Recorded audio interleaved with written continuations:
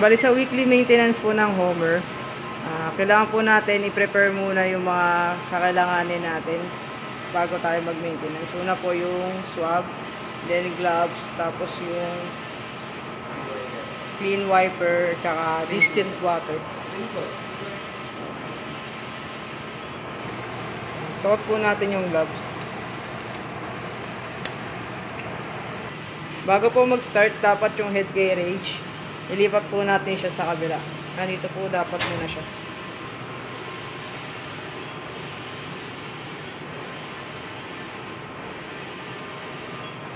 Tapos, kailangan nating i-on yung interlock. Dito naman po, basain lang po natin yung head.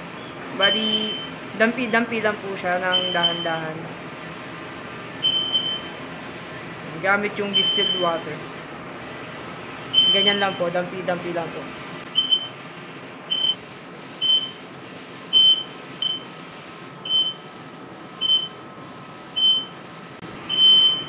Bali, sunod naman po natin pupunasan gamit po yung distilled water is itong mga wiper po.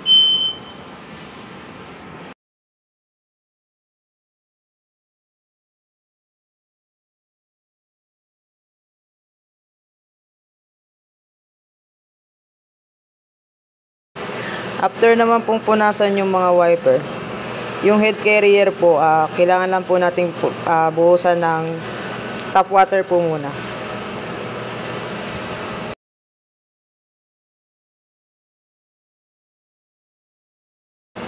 After pong buhusan ng tap water, linisin lang po natin yung carrier gamit po yung kahit ano pong plastic material or rubber material para matanggal lang po yung mga excess na ink.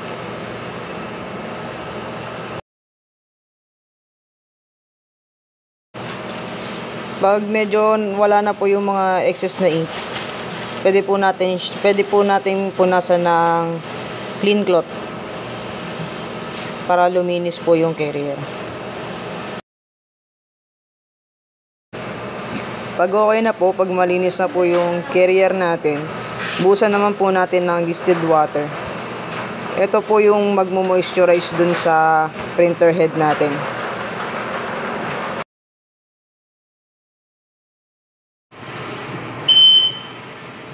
I-off natin yung interlock para maibalik po natin yung printer head or carriage sa kanyang tamang area.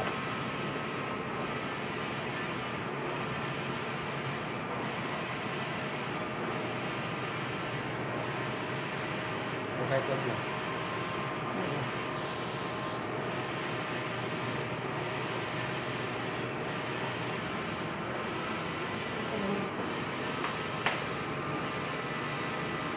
After po natin mag-clean or mag-maintenance,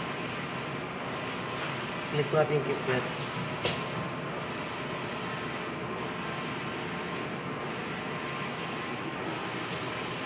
Para po mag-lock yung head carriage area.